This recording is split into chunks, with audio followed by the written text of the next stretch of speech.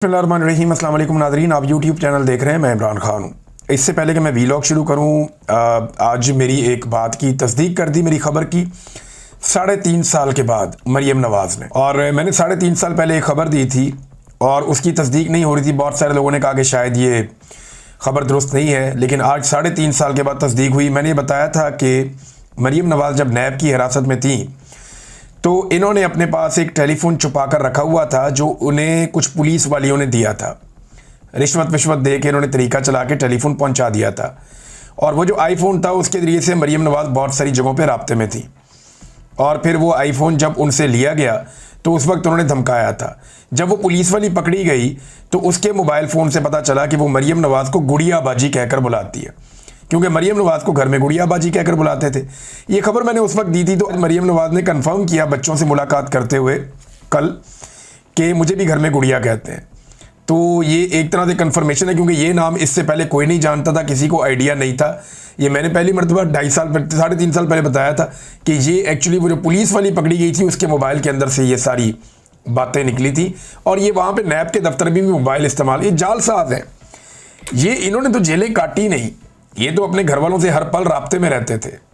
जेलों के अंदर भी इनको खसूसी सहूलियात थी, वीवीआईपी किस्म के इनको कमरे मिले हुए थे, तमाम घर जैसा माहौल था, घर के मुलाजमीन तक इनको मैसर रहते थे, अपने ज़ाती डॉक्टर्स इनके साथ रहते थे, तो इनकी तो मौजें थी।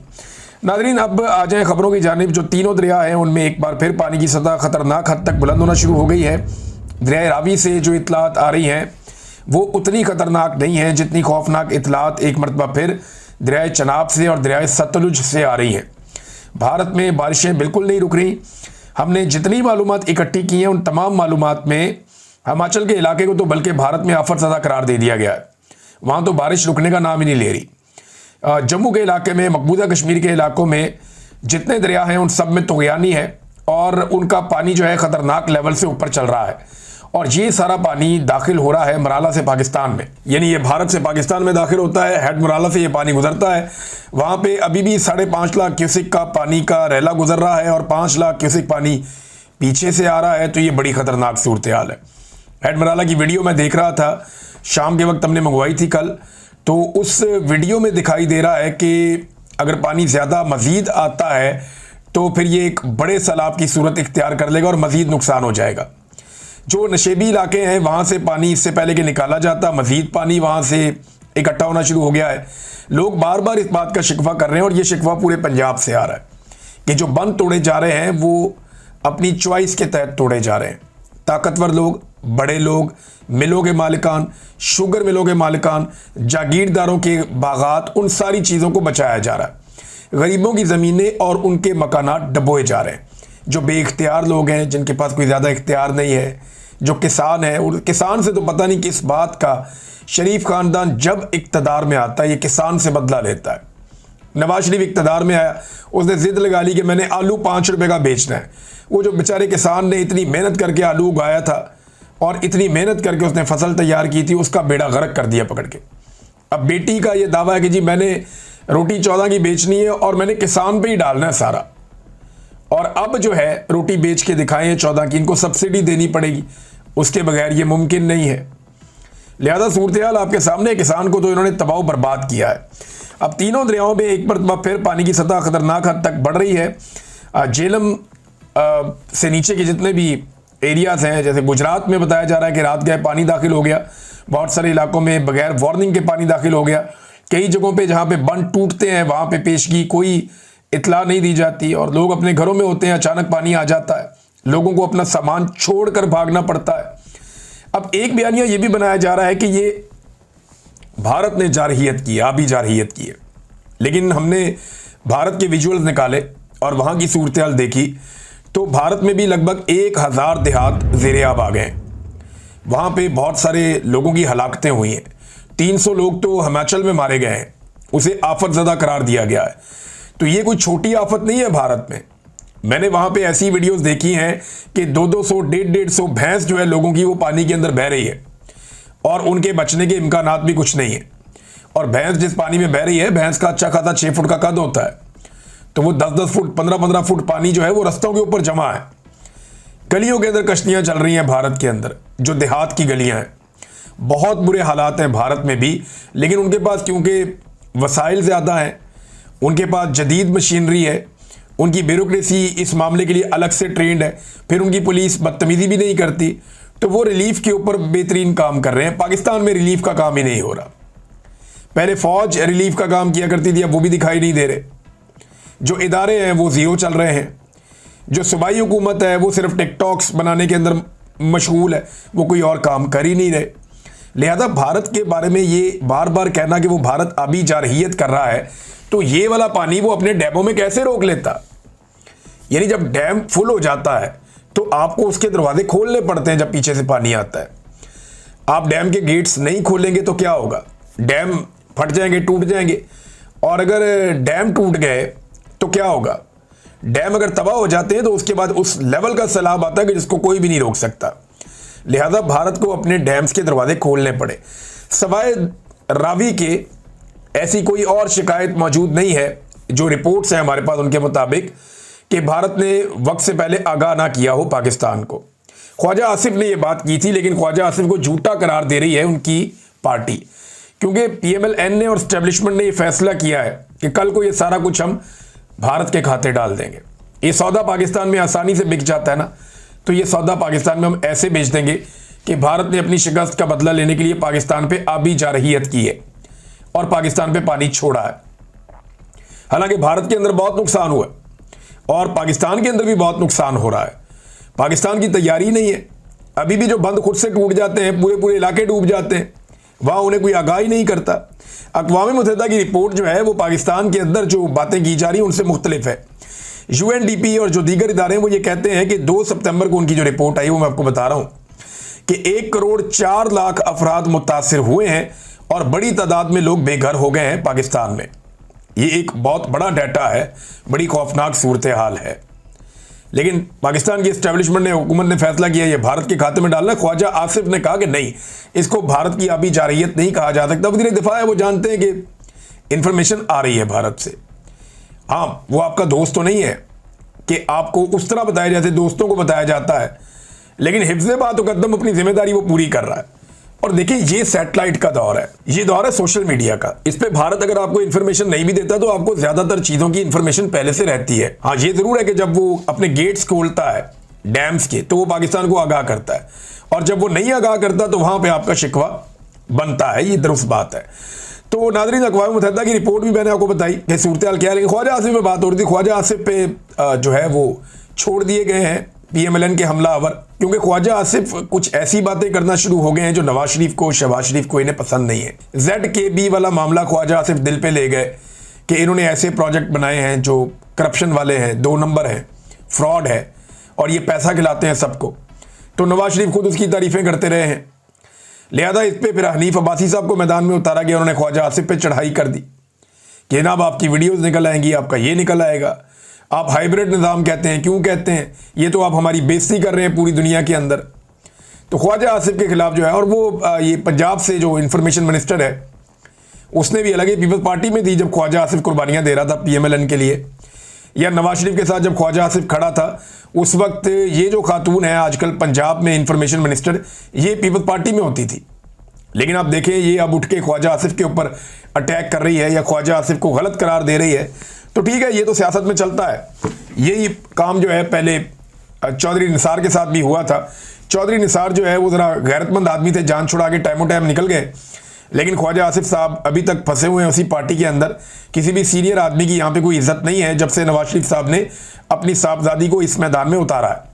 साहबजादी भी ऐसी है कि एक के बाद एक झूठ इनका पकड़ा जा रहा है। बड़े बड़े मज़ेदार झूठ है, मैं आपको दिखाता हूँ। ये देखें, ये एक मरीम नवाज ने ट्वीट किया और ट्वीट के अंदर मरीम नवाज ने दिखाया, 1 सितंबर को ट्वीट किया। ये रेड कलर के आपको 2 बॉक्स नज़र आ रहे हैं। ये जब फ्लड आए थे तो हमने भी बनाए थे। तो ये 2022 में वो कह रही हैं ये जो है ना ये टेम्पररी बनाए गए हैं सैनिटेशन फैसिलिटीज़ नहाने धोने के लिए, ये बना दिए गए हैं सैलाब मुतासरीन के लिए जहाँ पे सैलाब ज़दा इलाके हैं वहाँ पे। तो मरीम नवाज ने इसे अपने खाते में डाल लिया। अब इसका पोल खोल दिया जिन्होंने ये बनाए थे। अब वो ये बताते हैं कि झूठ ये पकड़ा गया। ये तस्वीर जो है वो दुआबा फाउंडेशन की है, जो कि मुल्तान बेस्ड फाउंडेशन है। इन्होंने 2 महीने पहले अपनी फेसबुक पर यह तस्वीर लगाई थी और तस्वीर जो है वो आप डाउनलोड करके जूम करके दाएं बाएं से उनका लोगो भी देख सकते हैं। लेकिन गुड़िया बाजी ने जो है, मैडम गुड़िया ने इनको अपना काम कहकर अवाम को चूना लगा दिया। ये नाजरीन, एक मरियम नवाज का झूठ पकड़ा गया, ये दूसरा झूठ देखिए मरियम नवाज का एक और पकड़ा गया। मरियम नवाज ने फोटो लगाया एक लैट्रीन का, बाथरूम का, वीआईपी किस्म का बाथरूम। वो कह रही है जी, innovated portable washroom constructed and placed at relief camps in Chiniot, कि चनियोट का जो हमारा रिलीफ कैंप है वहां पे पोर्टेबल ज़बरदस्त किस्म के जो बाथरूम है वो बनाकर लगा दिए गए हैं। ये मरियम नवाज साहबा ने दावा किया। अब जनाब जब इसके ऊपर तहकीक की, अब आपको पता है डिजिटल मीडिया का दौर है, डिजिटल मीडिया जो है वो दंगा करता है, तो उन्होंने बताया कि तस्वीर मोबाइल रिकॉर्ड के मुताबिक 2023 की है और जब इसे गूगल से चेक करवाया गया तो पता चला कि ये OLX से उठाई गई एक तस्वीर है। यानी ये तस्वीर जो है वो पहले OLX पे लगी हुई थी और 2023 में 9:03 और आगे जो है वो 2:29 आगे इसका वो सारा ड्यूरेशन लिखा हुआ है। तो ये जो फोटो है ये OLX से मरियम नवाज साहबा ने उठाई और उठा के यहाँ पे पेल दी। तो ये बड़ा सीरियसली मरियम नवाज को देखना पड़ेगा कि कौन उनको बेइज्जत करवा रहा है और वो क्यों लगातार अपनी बेइज्जती करवाने पर तुली हुई हैं। इससे पहले भी उन्होंने बहुत सारी ऐसी चीज़ें शेयर की जिनका हकीकत से कोई ताल्लुक नहीं है, ना मरियम नवाज का ना उनकी हुकूमत से कोई ताल्लुक है। हत्ता कि आज ऐसी रिपोर्ट्स आई हैं कि जहाँ पे हुकूमत ने कैंप्स लगाए हैं कि यहाँ पे सैलाब मुतासरीन को रखा जाए और सैलाब मुतासरीन वहाँ पहुँचे हैं तो वहाँ हुकूमत खाना नहीं दे रही, वहाँ खाना कुछ और तंजीमें दे रही हैं। लेकिन उन तंजीमों को सख्ती से मना किया गया कि खाना खिलाना है तो खिलाओ, लेकिन मरियम नवाज के अलावा किसी का फ़ोटो नहीं लगेगा। तो ज़्यादा से ज़्यादा जब वो तंजीमों के लोग हैं वो इतनी बात करते हैं, ठीक है यार हम किसी का नहीं लगाते, मरियम नवाज का भी ना लगने दें। तो इस पे बाज़ औक़ात सौदा हो जाता है बाज़ जगहों में, लेकिन बाज़ जगहों में ज़िद की जाती है कि मरियम नवाज का फ़ोटो, बैनर, पोस्टर हर जगह पे लगा हुआ होना चाहिए, क्योंकि ज़हनी मरीज़ है ऐसा लगता है और उन्हें अपने अलावा किसी और को देखना पसंद ही नहीं है। तो इस किस्म की जब आपकी आदत हो जाए ना तो फिर आपको कोई और दिखाई दे तो गुस्सा चढ़ता है, ये सूरत हाल है। तो नाज़रीन एक और है, मज़ीद कर्जा लेने की पाकिस्तान ने तैयारियां शुरू कर दी हैं। इस हवाले से जो न्यूज़ आई है वो बड़ी खौफनाक है। सैलाब के बाद मालियाती दबाव, हुकूमत का 4,800 अरब रुपए मज़ीद कर्जा लेने का मनसूबा, 5,000 अरब का मज़ीद कर्जा पाकिस्तान लेगा सैलाब के बहाने। और इससे पहले पाकिस्तान जो कर्जा ले चुका है ये गुज़िश्ता कुछ अरसे में, वो बहुत बड़ी मिकदार में पाकिस्तान ने लिया है। अब इस तरह अगर पाकिस्तान कर्जा लेता रहेगा तो ये कर्जा वापस किसने करना है? ये वापस भी तो करना है कर्जा। अब ये हुकूमत कर्जा लेती जा रही है और महंगा कर्जा लेती जा रही है, तो ये कर्जा वापस कौन करेगा? इस सवाल का जवाब हमें कोई नहीं देता। एक और चीज़ नाज़रीन, एक बंदा तो गिरफ्तार हुआ, ये थीम पार्क सोसाइटी है जिसके अंदर पानी घुस गया था रावी का, इसको पकड़ लिया एंटी करप्शन ने और वो कह रहे हैं जी कि ये जो बंदा है इसका NOC भी नहीं था और ये गिरफ्तार हो गया, लिहाजा लोग यहाँ पे प्लॉट्स ना लें और इससे जान छुड़ाएं। अब ये इंतहाई बेवकूफ़ आदमी, इसको भी चाहिए था कि अलीम खान की तरह सियासत भी कर लेता, कहीं से MP MLA बन जाता, एस्टेब्लिशमेंट का टाउट बन जाता और जूते पॉलिश करना शुरू कर देता या ताल्लुकात अच्छे एस्टेब्लिशमेंट से बना लेता, एक कठपुतली बनकर रहता, तो इसको कोई इसकी हवा को भी ना देख सकता। देखिए ना, अलीम खान का और इसका जुर्म एक जैसा है। इसने भी दरिया में सोसाइटी बनाई, उसने भी दरिया में सोसाइटी बनाई और इसको पकड़ लिया गया, उसको कुछ भी नहीं कहा गया। उसकी सोसाइटी में भी पानी दाखिल हुआ, अलीम खान की सोसाइटी में भी पानी दाखिल हुआ, लेकिन क्योंकि अलीम खान को NOC मरियम नवाज ने दिया था इसलिए उसको बचा लिया गया। अब इस बंदे को इसने ब्यूरोक्रेसी से लिया होगा इसलिए इसको फंसा दिया गया। लेकिन आप याद रखिएगा और कोई नहीं फंसेगा, यही बंदा फंसना था। अलीम खान को गिरफ्तार करें ना, उसके खिलाफ कानूनी कार्रवाई करें, उसका नाम ECL में डालें कि इतना अरबों रुपया लोगों से कमा लिया भाई आपने, ये लोगों के घर डूब गए हैं, इसका जवाब कौन देगा? अब जिन घरों की बुनियादों में पानी भरा है उनकी जो पायदारी है वो कब तक कायम रहेगी, ये भी एक बड़ा सवाल है। इसका जवाब हमारे पास नहीं है। जो लोग टेक्निकल लोग हैं, जो कंस्ट्रक्शन को जानते हैं, वो बता सकते हैं कि इसका क्या मतलब है कि इतने दिनों तक घरों में पानी भरा रहे तो उनकी बुनियादों को क्या नुकसान पहुंचता है। नाज़रीन, शहबाज शरीफ साहब जो है वो दौरा कर रहे हैं, इसके ऊपर लोग अलग अलग राय दे रहे हैं। जो पाकिस्तान तहरीक इंसाफ के हमायती लोग हैं या जो इंडिपेंडेंट मीडिया भी है, बाज़ औक़ात वो ये कहते हैं कि शहबाज शरीफ साहब के हालात इतने अच्छे नहीं हैं इस दौरे में, उन्हें इग्नोर किया गया है बार बार। यानी जो इज़्ज़त बाकियों को मिल रही थी उतनी इज़्ज़त शहबाज शरीफ साहब को नहीं मिल रही थी। वो ज़बरदस्ती हर जगह पे अपना सर घुसा के तस्वीरें बना रहे थे। बल्कि सीढ़ियों के ऊपर एक चढ़ने की कुछ लीडर्स की तस्वीर है, जिसमें शुमाली कोरिया का जो डिक्टेटर है वो था, प्यूटन था, और चीन का सदर था। तो ये तीनों वो लोग हैं जो वेस्ट और अमेरिका के बहुत मुखालिफ समझे जाते हैं, और उनके बीच में लाइनों को चीरते हुए किसी तरह शहबाज शरीफ साहब आगे पहुंचने की कोशिश कर रहे थे। तो जिस हद तक बेचारे वो पहुंच पाए, वो वहां तक पहुंच गए। तो उन्होंने वहां अपनी वो बनाई है, उनके साथ एक अपीयरेंस शो की है, लेकिन इसको दुनिया कैसे देखेगी ये भी एक अजीब चीज़ है। इन्हें ये भी याद नहीं रहा, हीट ऑफ द मूवमेंट में ये बहुत ज़्यादा आगे निकल गए। अब शहबाज शरीफ साहब जो हैं उनको इग्नोर किया जाता है बार बार, और आर्मी चीफ जो है वो हाईलाइट होते हैं, और कुछ लोग दावा करते हैं नहीं बहुत इज्जत मिल रही है शहबाज शरीफ साहब को। तो ठीक है जी, मिल रही होगी इज्जत, लेकिन इसका फ़ायदा क्या हो रहा है पाकिस्तान को? क्या कोई सरमायाकारी पाकिस्तान में आ रही है? क्या इन ममालिक में से कोई एक मुल्क पाकिस्तान को पैसे देने के लिए तैयार है? क्या इन ममालिक में से कोई एक मुल्क पाकिस्तान में अरबों डॉलर की सरमायाकारी लाने के लिए तैयार है? ऐसा तो दिखाई नहीं दे रहा। हाँ, एक बात हम बार बार सोच रहे थे कि शहबाज शरीफ ने अब तक सबसे ज़्यादा दौरे शायद आज़रबाईजान के किए हैं, सऊदी अरब के अलावा अगर देखें तो। आज़रबाईजान के इन्होंने इतने दौरे किए हैं तो कुछ तो वहाँ से आएगा। तो इन्होंने कहा था कि 2 अरब डॉलर की सरमायाकारी आएगी, तो आज़रबाईजान से 2 अरब डॉलर की सरमायाकारी तो नहीं आई, उल्टा आज़रबाईजान की एक कंपनी को इन्होंने फ़ायदा पहुंचा दिया है। और इसके अंदर क्या कमीशन का मामला है और क्या गेम डाली जा रही है, अभी इसके ऊपर इन्वेस्टिगेट होना चाहिए। मैं आपको बताता हूँ ये करने क्या जा रहे हैं।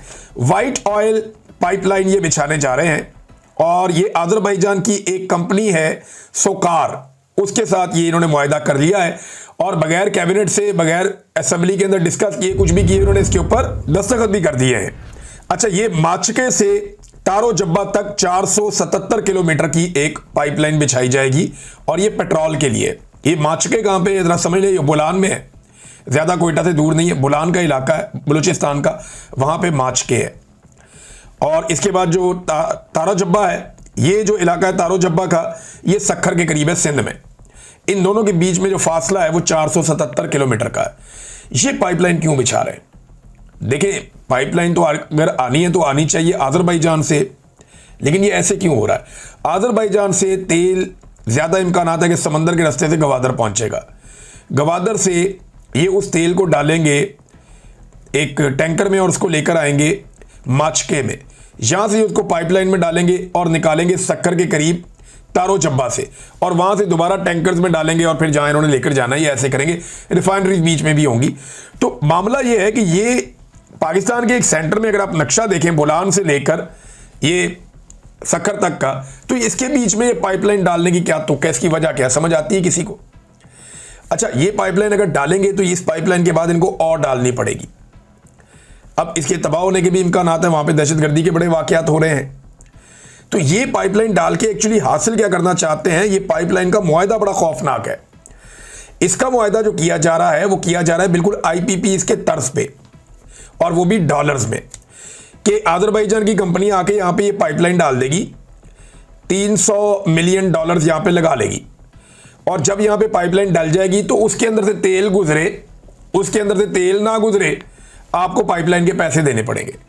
यानी जैसे कि IPPs में मुआहदा था ना कि चाहे आप बिजली बनाएं, चाहे आप बिजली ना बनाएं, आपको हम बिल अदा करेंगे, आपको हम पैसा देंगे अरबों रुपया, और डॉलर रेट के हिसाब से देंगे। यही मुआहदा शहबाज शरीफ ने किया इस पाइपलाइन में कि चाहे इसमें से तेल गुजरे, चाहे इसमें से तेल ना गुजरे, हम आपको इस पाइपलाइन का किराया मुहैया करेंगे हर महीने के हिसाब से या हर दिन के हिसाब से, डॉलरों के रेट पे। ये है वो 2 नंबरी जो पाकिस्तान के साथ माजी में की गई, और यही 2 नंबरी पाकिस्तान के साथ अब भी की जा रही है। वजारत खजाना ने भी मना किया, तवानाई की वजारत ने भी मना किया, बैनुल-अक़वामी तौर पे भी सब ने कहा ये पागलपन है, लेकिन इन्होंने कर लिया। अब पता नहीं इनका क्या ताल्लुक है इल्हाम अलीयव साहब से, जो आज़रबाईजान के सदर हैं। ये उनको जा जाके जफ्फियाँ डालते हैं, उनके साथ मिलकर इन्होंने ये मुआहदा कर लिया है। ये पता करना पड़ेगा कि ये सोकार नाम की कंपनी है, ये किसकी है और इसके पीछे कौन है। देखिए, दुनिया पाइपलाइन डालती है, बड़ी बड़ी लंबी पाइपलाइंस डालती है। यानी आइकॉन एक रूस की पाइपलाइन है, दुनिया की सबसे लंबी है, 4857 किलोमीटर है ये साइबेरिया से लेकर बैरुल-काहिल तक जाती है। उन्होंने अफ्रीका तक अपनी पाइपलाइंस डाली हुई है। चीन के अंदर 2 बड़ी लंबी पाइपलाइन है, west east 1 and west east 2, बहुत लंबी पाइपलाइन, दुनिया की दूसरी सबसे लंबी लाइन है ये। लेकिन वो डालते हैं पाइपलाइंस और उनको इस्तेमाल करते हैं, और वो उनके मुल्क डालते हैं। ये कंपनी को बुला रहे हैं, उससे कह रहे हैं जी आप पाइपलाइन डाल दें, तेल हम इसमें डालें या ना डालें, हम पाइपलाइन का पैसा आपको देते रहेंगे, बिजली आप बनाएं या ना बनाएं, हम बिजली का बिल आपको देते रहेंगे कैपेसिटी पेमेंट की मद में। ये इस तरह की गेम इन्होंने दोबारा पाकिस्तान के साथ डाल दी बदकिस्मती से, और ये डकैती दिन दहाड़े पड़ी है, लेकिन कोई मानेगा ही नहीं। कौन इसके ऊपर तवज्जो देगा? एस्टेब्लिशमेंट का हाथ उनके सर के ऊपर है और उनके अपनी सारी उंगलियां घी में और सर कढ़ाई में, मौजें लगी हुई हैं सरकार की। कोई इन्हें पूछने वाला नहीं है, एक के बाद एक 2 नंबर मंसूबा ये लेकर आ रहे हैं पाकिस्तान में। नाज़रीन, एक और चैनल बड़ा मजेदार सामने आया और इसका नाम है जी ओशियन न्यूज। सबसे पहले खबर ये आती है कि जनाब ये ओशियन न्यूज जो है, ये कोई ऐसा शो किया गया कि कोई यूके का चैनल है गैर मुल्की, और वहां पे आसिम मुनीर साहब की बहुत तारीफें हो रही हैं। जब इस चैनल के ऊपर आसिम मुनीर साहब की बहुत ज़्यादा तारीफें हुई तो फिर इस चैनल को इन्वेस्टिगेट किया गया और देखा गया ये चैनल एक्चुअली है क्या। तो पता चला जनाब कि इस चैनल के यूट्यूब के ऊपर सिर्फ 122 सब्सक्राइबर हैं। अगर आप यूट्यूब पे इसको चेक करें तो ये चैनल पाकिस्तान लिखा हुआ है इसके ऊपर कि ये पाकिस्तान से बना है, अंदाज़ा करें आप। और इसके अलावा जो इसका ट्विटर है या जिसको एक्स बोलते हैं, उसके अंदर जो पुरानी ट्वीट्स हैं सारी वो सारी उर्दू में है। और ज़्यादा लोग ये कह रहे हैं कि कोई पाकिस्तान तहरीक इंसाफ का बंदा गिरफ्तार हुआ था या काबू आया था, उसका अकाउंट छीन लिया गया था, उसके अंदर फॉलोअर ज़्यादा थे, वो अकाउंट जो है पीछे से डिलीट जितना हो गया, बाकी उठा के ओशियन न्यूज़ के खाते में डाल दिया गया और अब उसकी तरफ से वहाँ पे खबरें डाली जाती हैं। लेकिन जब पीछे जाते हैं आप, चंद महीने चंद साल पीछे आप जाते हैं, तो वहाँ पर सारी ट्वीट्स इमरान खान से रिलेटेड है और उर्दू के अंदर है। तो ये बरतानवी चैनल उर्दू में ट्वीट्स करता है, हैरत की बात है।